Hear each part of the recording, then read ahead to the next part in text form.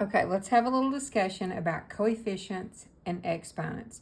If you understand these definitions, it's a little bit easier to remember how you're supposed to work with them.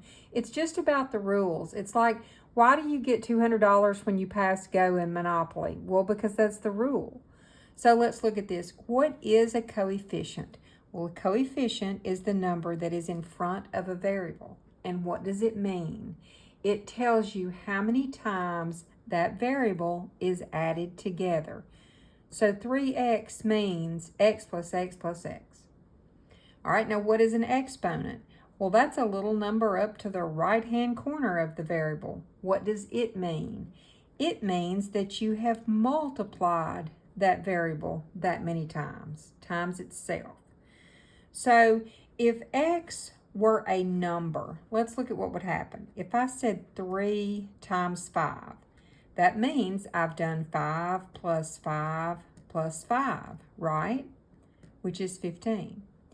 Now, if I had that same 5 to the third power, well, that means 5 times 5 times 5, and that's 125. So you see, they're not, even though the x part would have been the same, the result is totally different. So let's look at what happens if I have 3 to the second power. That's 9. 3 to the third power is 27. Now, are these two the same? No, they're not. That's why when things have different exponents, you can't combine them. Even though you could combine these two numbers later on, if it's just an x, you can't combine it. So let's look at some variables now. If I have 3x plus 2x, what do I have? I have 5 x's. Do I have any x to the seconds? No, I do not. All right. Now, what if I had 3x times 2x? Well, the numbers you can multiply together to get 6. Now, when you multiply x times x, what do you have? Well, remember, an exponent tells you how many times a letter was multiplied together. So that's why when you multiply, exponents can change. When you add, exponents do not change.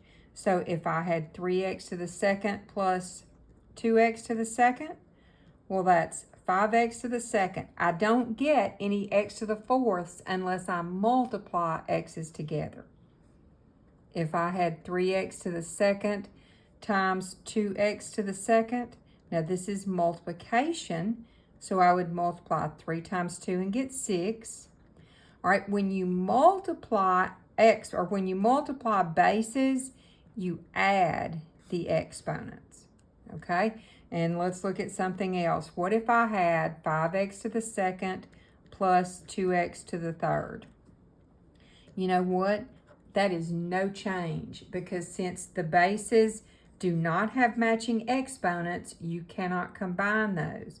What if I had 5x to the second times 2x to the third? Now, you can multiply things that don't have matching exponents. So 5 times 2 would be 10.